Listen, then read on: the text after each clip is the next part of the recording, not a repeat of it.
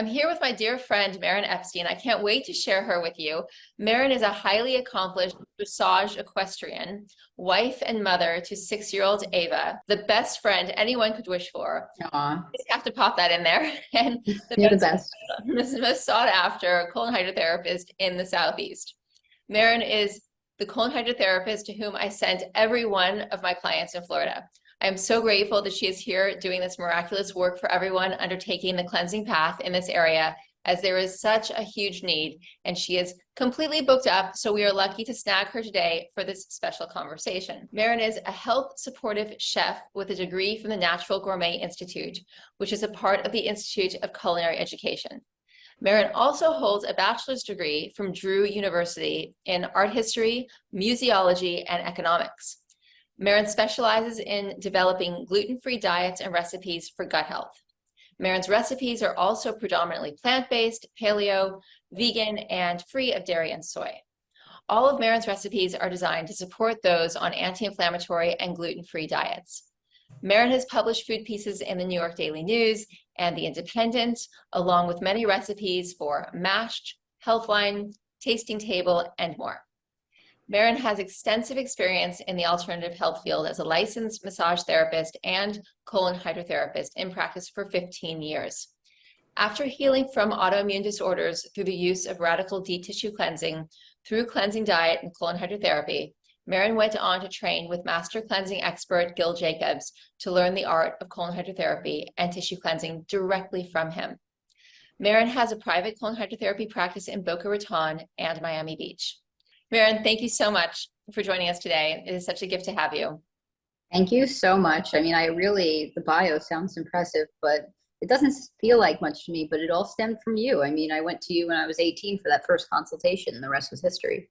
So sure, you lit the match and I ran with it. But if it wasn't for you, I don't even know if I'd be alive today, let alone living in a vibrant body, feeling good and able to help others. So I'm very grateful for not only you as a practitioner, but also your friendship. Wow. It's been awesome bonding with you down in Florida, and I think we've been having lots of fun. We have. You're my family. Same, soul family. Awesome. Yes.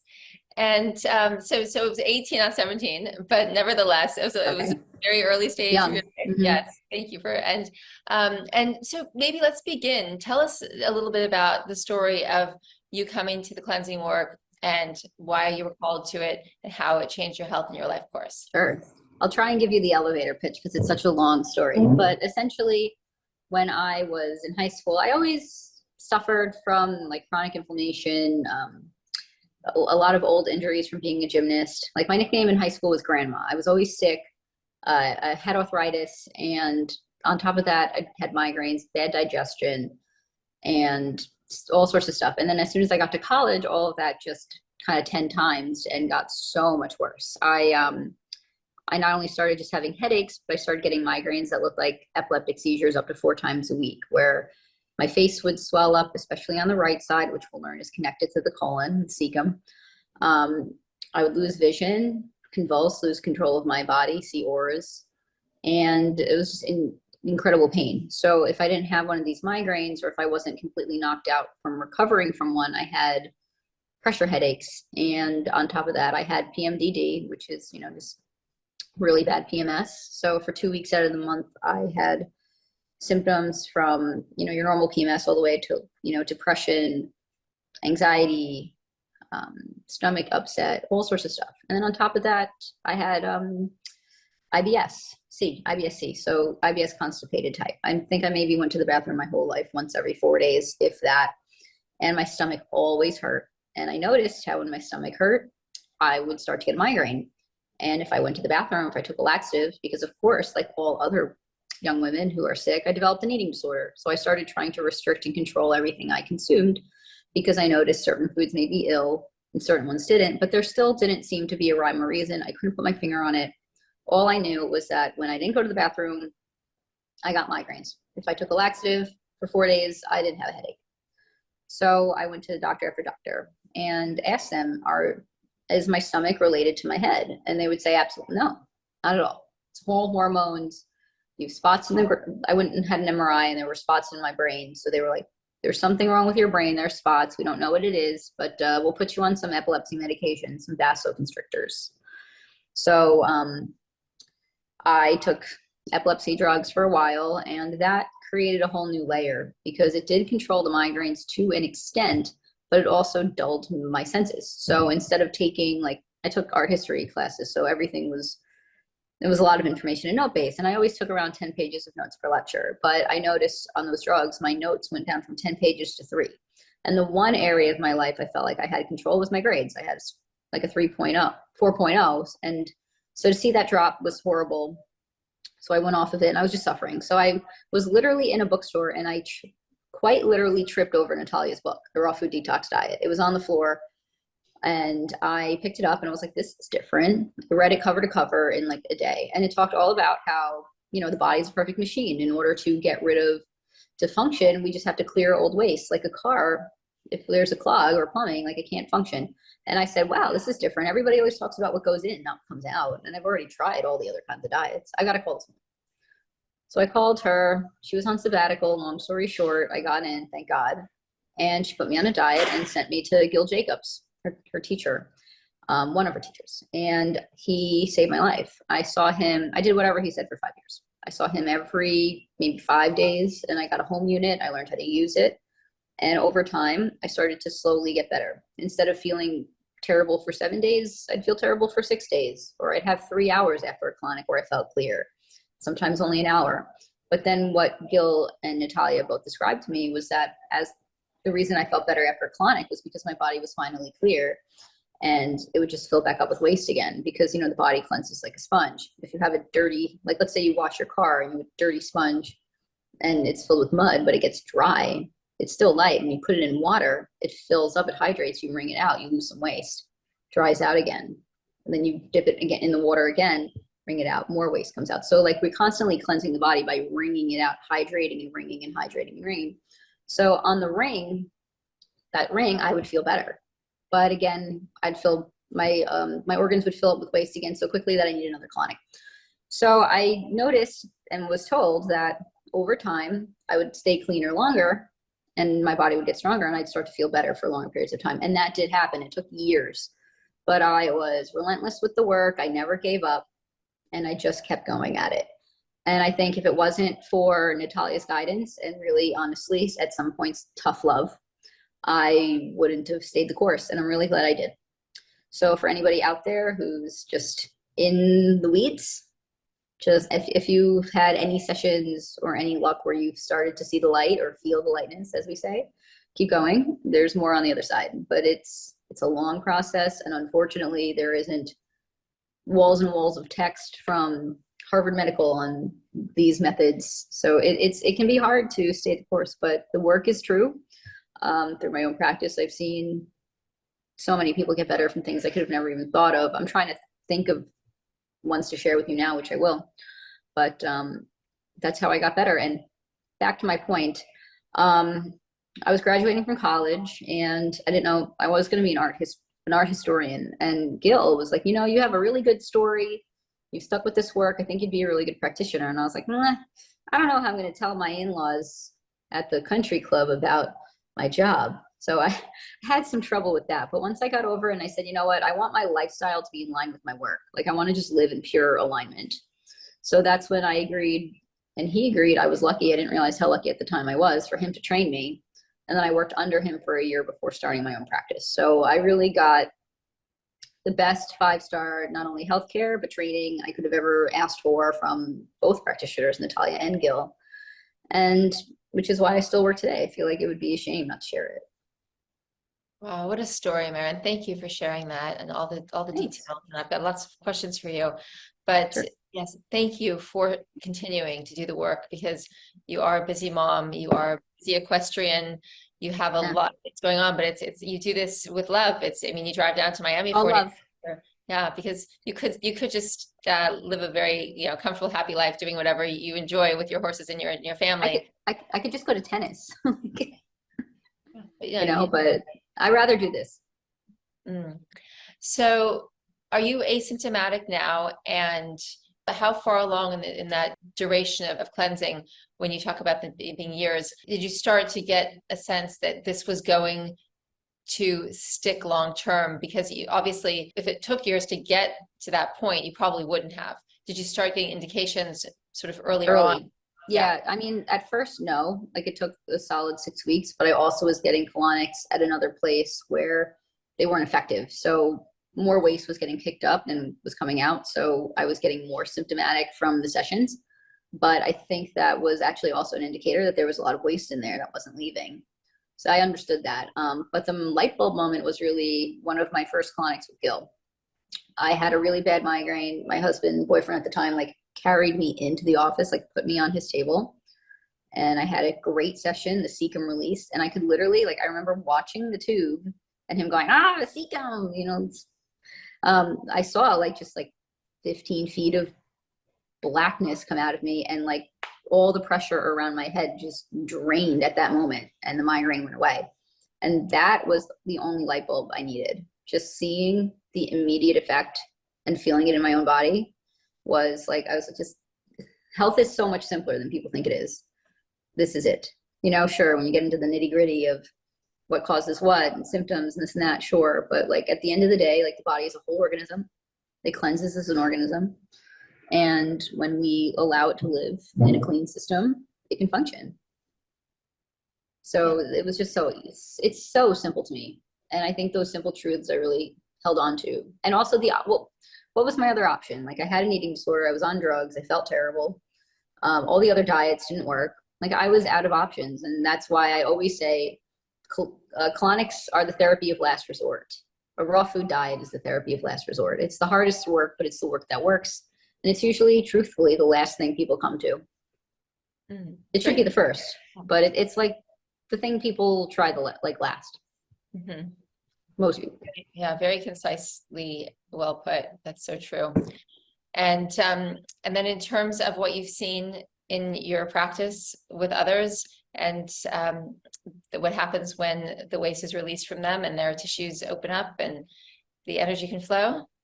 Oh my God, I've seen so many things. Thinking off the top of my head, well, one that was interesting, I can talk a little bit about infertility, but one that I thought was really fascinating was I had one client who came to me every 10 days for like 8 years.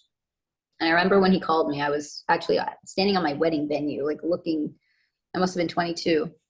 And he had chronic yeast infections for years, was depressed and on medications, and he had 99 allergies. I remember looking at his allergy test, like, wow, you're even allergic to termites. He started coming to me every 10 days. And we were doing all the things for yeast, the yeast diet, which if you were following Natalia's work, familiar, no sugar, this and that. And we were putting hydrogen peroxide in the tank, which you're not really allowed to do anymore. We were just like coming at it from all sides.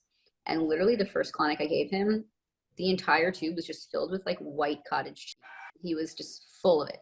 And then fast forward a year, he felt intensely better. Like he used to only be able to function off of Chinese herbs that he would get from a Chinese doctor like every 10 days, to the point where he was off of all of his herbs. And he got an allergy test, and he only had 2 allergies left: dogs and cats.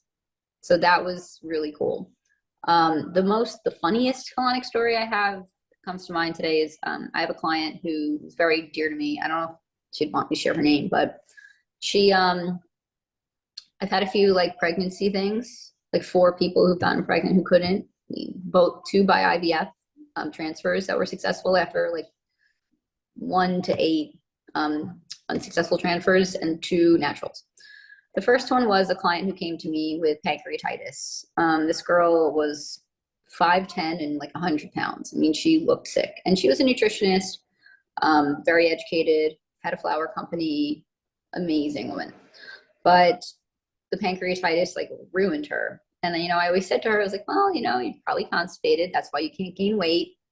So, and like all this waste stuck in the flexures around your pancreas is choking the pancreas, causing it to spasm. So let's like create some space around it and see what happens.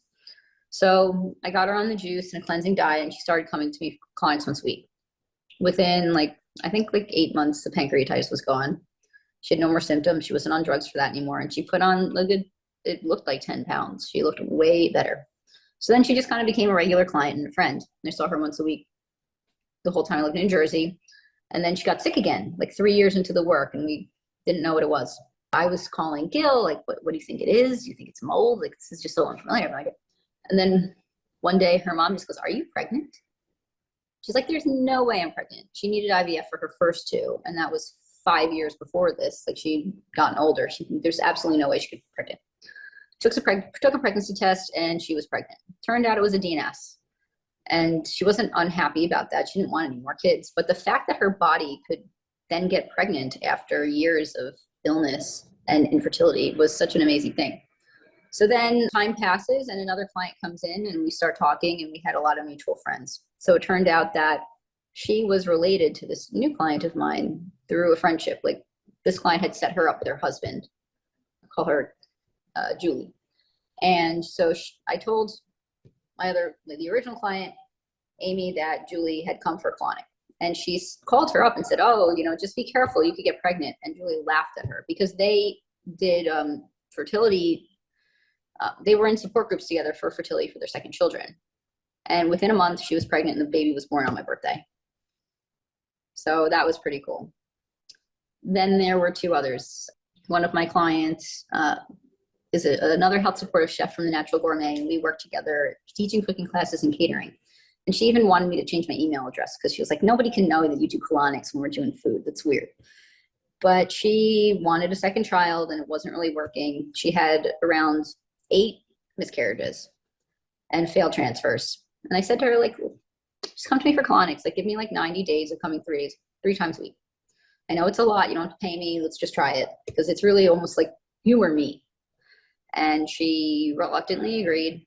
After 6 weeks, she tried another transfer. And I said, "I don't think it's going to work." And it didn't. But then we kept going for for a full 4 months, I believe it was. And she had a successful transfer and another baby. And then the fourth one was a dear friend of mine that I grew up riding with who lived in San Francisco. So they weren't even near me, but they had spent hundreds of thousands of dollars on failed IVF attempts. And to the point where their doctor in California fired them and then sent them to a doctor in Morristown, New Jersey, which was close to where I was. So since they were staying at a hotel nearby, they came to my house for a barbecue. We went to dinner. And of course, I had 2 glasses of wine and just started telling them, and started into my whole spiel about colonics and why, if you're going to get an IVF transfer, you should obviously get colonics. And they were like, honestly, that makes sense. So she came to me right before the transfer. She must have thrown down like 10 pounds of heaviness. It was insane. It was amazing colonic. And she carried a lot of waste in, right above the pubic bone, like in that area. That puts a lot of pressure on the uterus and the ovaries, where if you have a lot of pressure on those organs are meant to float in space. The fallopian tubes have to float in order to release an egg. The uterus can't have tons of pressure on it, then it can't hold the baby. If the blood is dirty, then the lining that the baby sits in is going to be dirty, blah, blah, blah. So all of these things. So she had this great colonic, it took so much pressure off, and then the transfer was successful and she had a baby. So those were a few really cool stories. The rest, my run-of-the-mill bread and butter stories, are acid reflux, chronic lung issues, skin issues, and of course, candida.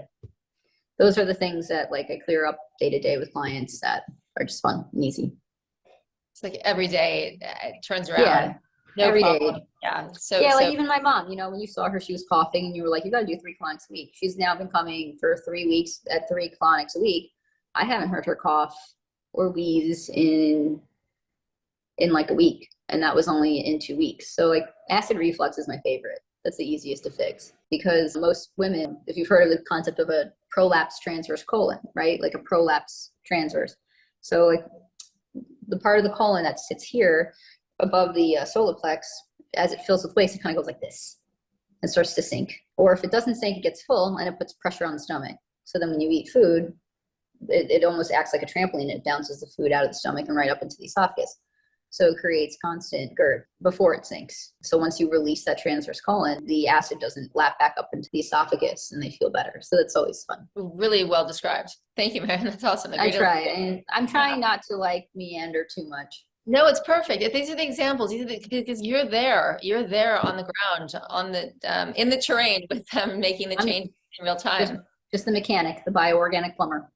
Yeah, but you're seeing it to inspire those who are listening who may be beginning this process and don't even really know the power of it the way we do, to be able Yeah, to impart that to them and to know that the skin, of course, is going to clear up when the colon empties and the body, the tissues can start to release all they've been totally. holding. Do you maybe speak about the skin for a moment, if you don't mind, as well Yeah. as weight and weight loss? Because that's another one that's Oh, very important yeah. to I people. always talk about health, but to be honest, I mean, most of us come to work because we want to be hot, right? Like, it's fine.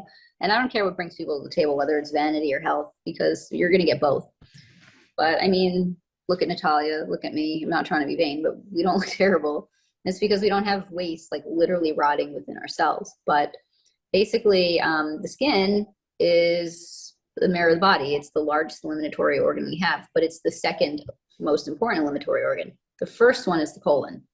Right? The colon holds all the waste product, basically because when we drink, let's just start with water. When we drink water, it doesn't go to the small intestine or the stomach, it goes right to the colon.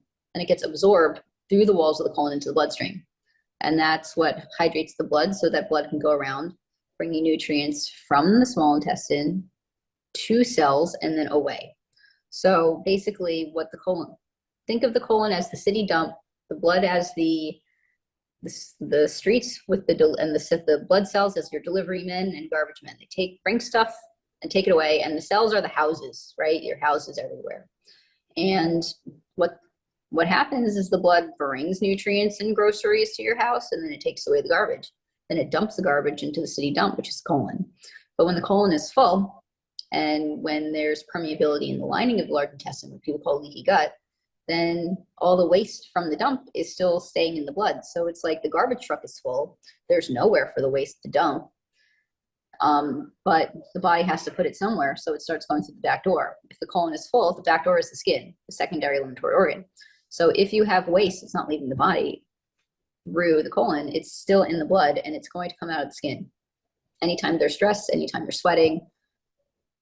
So that's when you're going to have anything from, eczema, psoriasis, acne, your everyday common rashes that doctors, and that's why doctors give steroids for rashes. It's not that the steroids actually get the rash away. What it does is it pushes the infection back into the skin, to the bloodstream. So when you clean the colon, then the blood then becomes cleaner, because the water that goes into the colon then can go through the lining and not pick up bacteria, toxicity, old waste, and bring that into the bloodstream. So your blood just becomes way more effective at taking waste product away. So then the waste no longer needs to go through the back door, which is the skin. So, I've seen people with psoriasis, eczema, and acne clear up quite easily. Even in myself, like Natalia's gonna think I'm crazy. I went on like a 3-month experiment where I tried bodybuilding, and I increased my protein intake, which was still vegetarian, but my skin looked so bad, like pink, red, rosacea, inflamed, all of it. I thought I was like, I'm gonna have to go to the dermatologist and like take the normal route. None of this is working. And then as soon as I just like gave that up, went back to just pure juices and 1 meal a day and a couple of colonics a week, it all cleared up. So now if I ever break out, it's because I don't wash my hands and touch my face and go to the barn and ride horses, or if I'm getting any hormonal, maybe like one pimple if I'm getting my period or something like that. But have not had skin issues other than from chronic inflammation and not taking care of myself, when I know I'm not taking care of myself since I started the work. Yeah. And just I'm almost 35. So that's just for people as a reference. Yeah, I know you look like you're 22, and I still think of you as like, you're 18, but you are a bona fide woman of 35, wife and mother.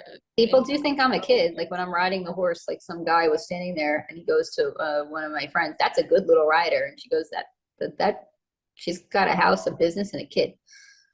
He's 34. So yeah, it's partially and the work keeps you looking young. I mean, I get so skewed on people's ages because my clients all look so good and so young that honestly, like that's the biggest sell. Like when people see other clients walking in and out of my office, they're like, "Damn, I don't look like her." And that's really what does it.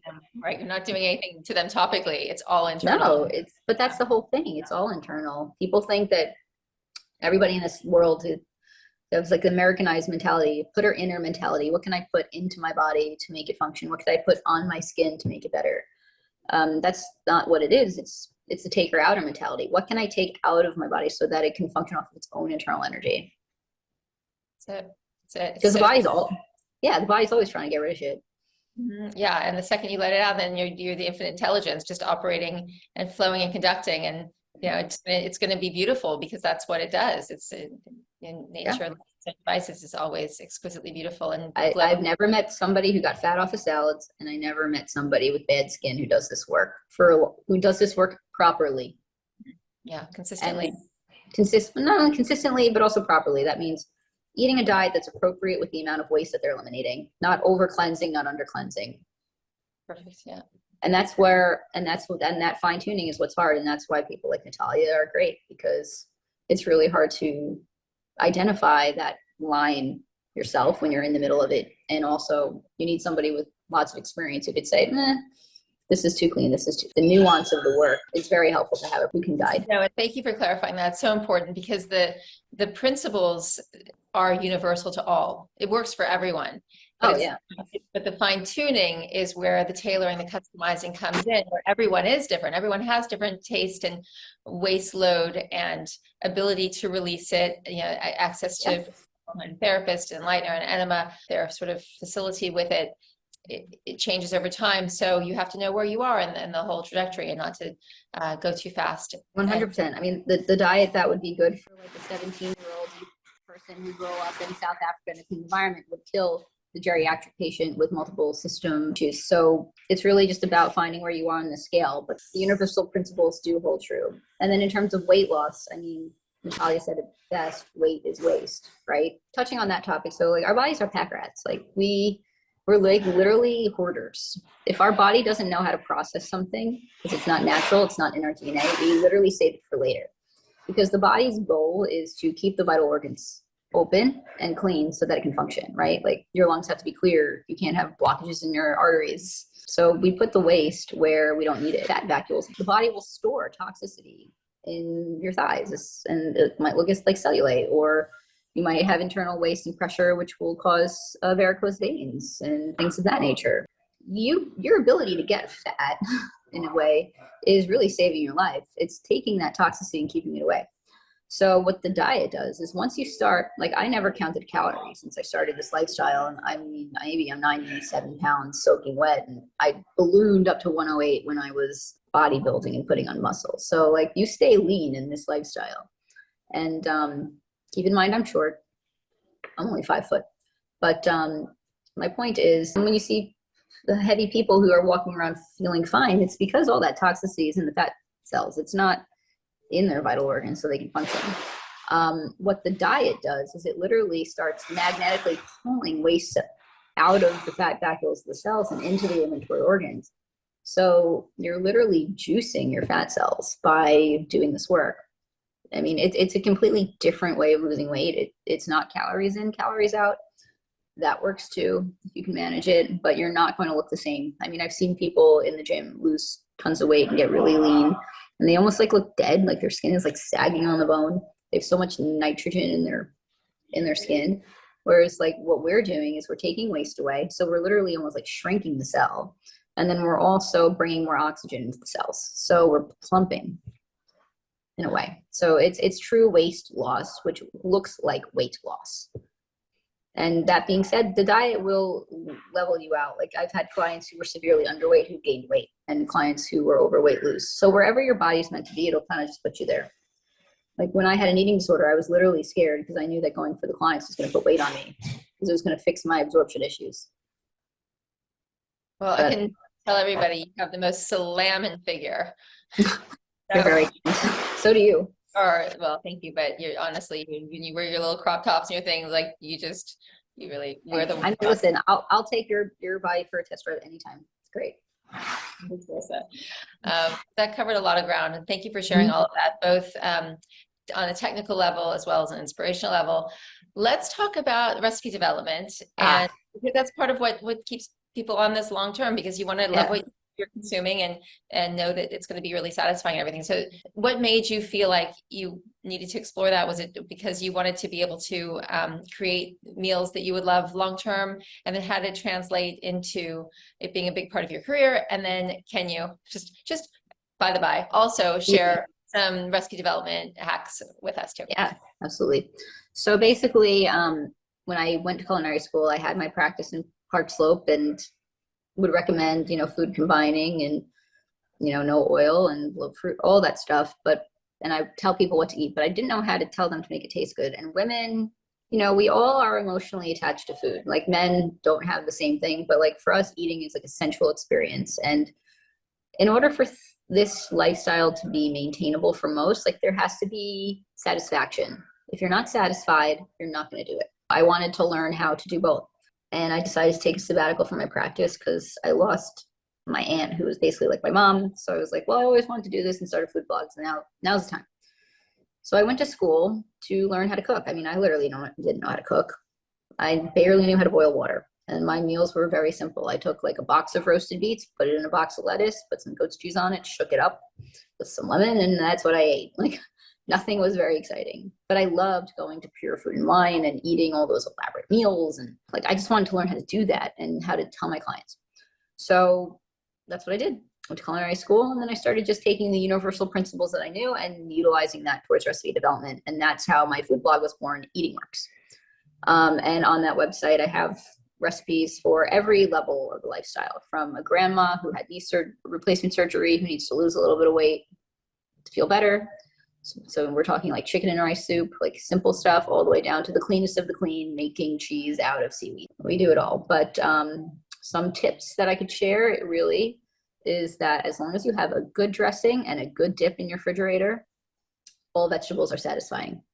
So you just have to have a few of those and you are good to go. And in terms of developing them, I always follow the rule, which is for sauces and dressings is a 2-to-1 ratio. The traditional ratio would be 1/3 acid to 1/3 fat to develop any recipe for a dressing. So that means like if you guys don't do oil, but if you had 2/3 cup of oil, then you would have 1/3 cup of lemon juice or vinegar or something like that.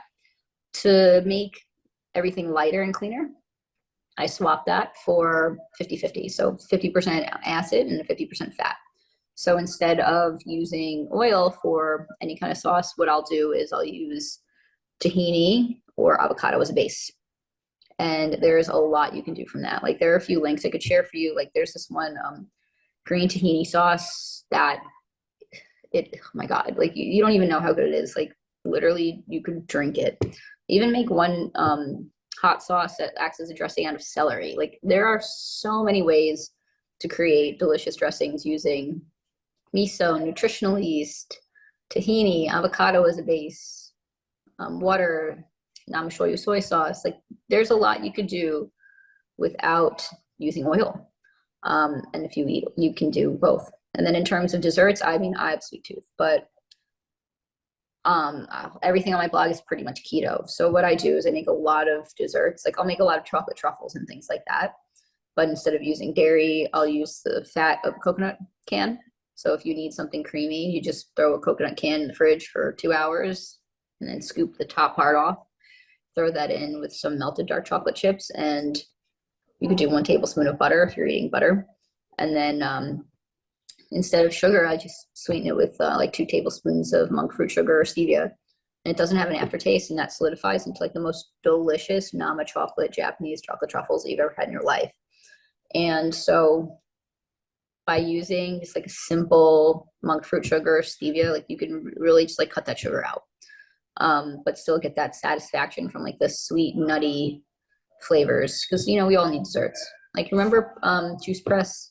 How they used to sell those seeing through walls cookies. They were made of like tahini and almonds. Like I make those, but instead of putting agave, I just throw in some stevia.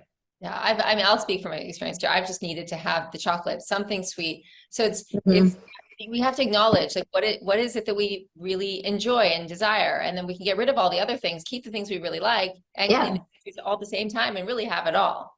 We really can have it all. All it does is require like a little tiny bit of work. Like everybody likes those chocolate haystack cookies and chocolate truffles. I make them. They're so easy. Unsweetened coconut, a little bit of tahini or nut butter. You need some kind of moisture if you're not doing oil. So like a nut butter, and like La Canada company sells like a sugar-free maple syrup sweetened with monk fruit that's actually clean. You can put a little bit of that in, and you just mush them up with some cacao powder, let them dry out, and you've got a chocolate cookie. They're delicious. Oh, we might have to do a little demo one day if you have. Oh yeah, we could do like a cooking class of like maybe like all desserts, like because I mean everything. Like I have a recipe to plug in on my website, and like a lot of these things are only like 30 calories per serving, which means that there is like no sugar in them. Right, that's how we can use calories as a measuring stick to determine the density and the sugar content. So For sure. that sounds amazing. So dressings, dips, knowing you can make yummy desserts, knowing that, you know. Yeah. I mean, there's more, like certain things are easy, like tacos. I make so many tacos. If you, one recipe I love, like I'll do a black bean sweet potato taco. I don't know if depending on where you are in the lifestyle, if you eat beans, but even if you don't, what I do is like a Brussels sprout taco. So this one recipe is so easy. If you just take some Brussels sprouts, pan fry them in some unsalted organic butter, ghee, and lemon juice, they get so crispy, and take them and put them in a siete wrap made from cassava, which you just warm in the pan. Then put that on with Kite Hill, makes amazing like nut-based ricotta and sour cream, all soy, everything free, or you can make your own through just some cashews and nutritional yeast and water. And you put that on, roll it up, and then put it in this tahini sauce that I make with like tahini, avocado, cilantro, parsley, lemon, garlic, salt, and cayenne. And it's just like explosive flavor. Like you'll just be so satisfied. And that's really all it takes. I mean, plus also other things like spaghetti squash, very versatile. It really does taste like pasta. One of my easiest meals that my regular normal people like is I'll just take a spaghetti squash, scoop it out, and then in a casserole dish, I'll do 1 layer of marinara sauce, 1 layer of spaghetti squash, 1 layer of cheese. Do that 2 times, bake it for 30 minutes for at 350. And it is so decadent. It tastes just like lasagna. Wow. And it's not miscombined, so you could even add it with a protein if you're eating protein. Right, add a little goat cheese to it if you want to, or yeah. Well, goat cheese, you can do, I mean, if your people are eating fish or anything like that, it's a great side.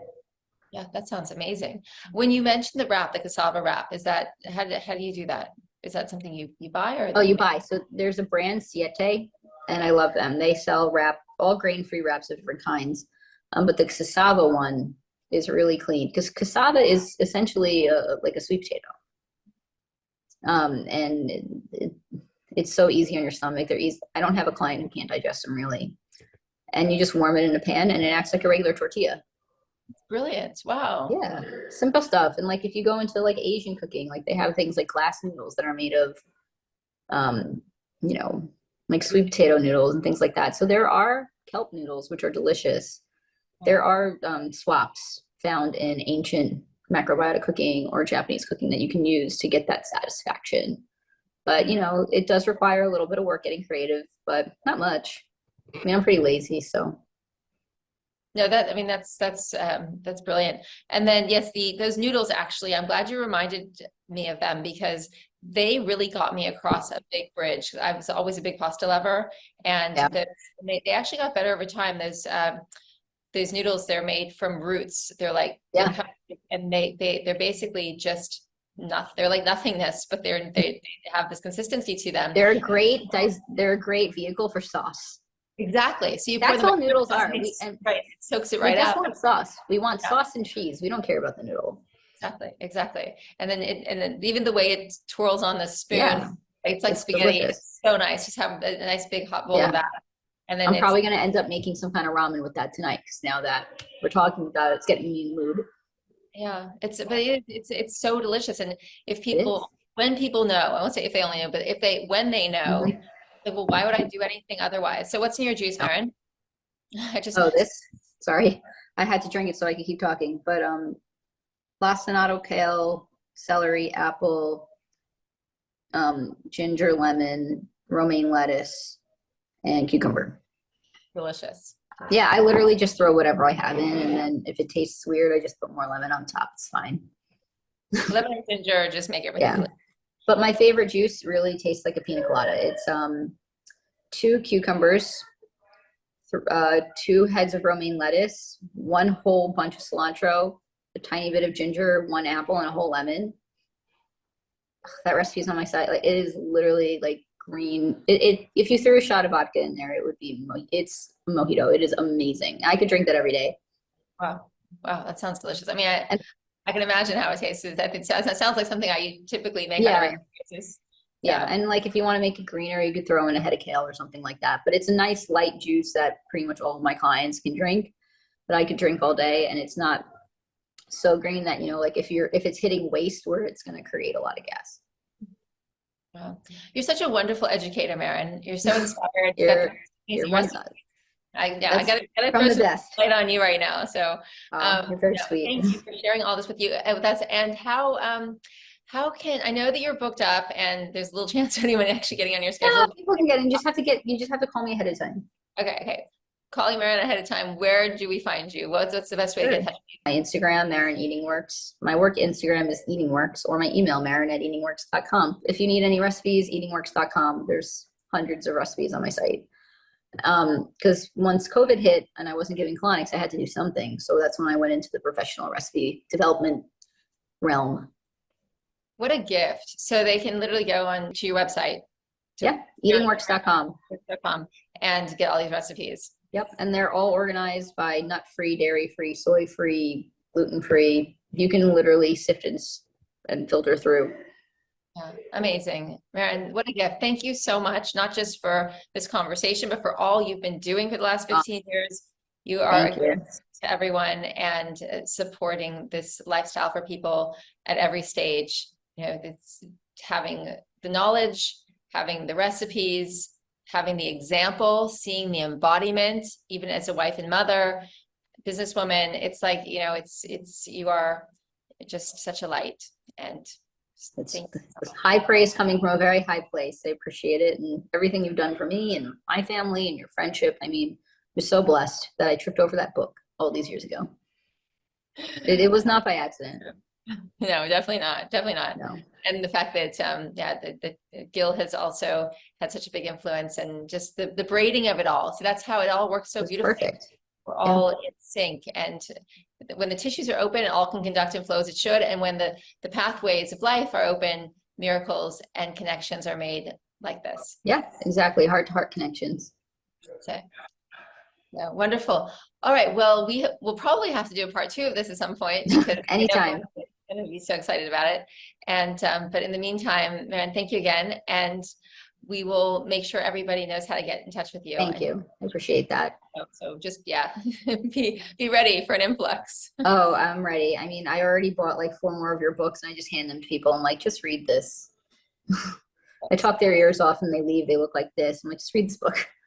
It's all in there. We're the dream team then. We're just like, yep, we're together. Lots of synergy. So, Maren. Awesome.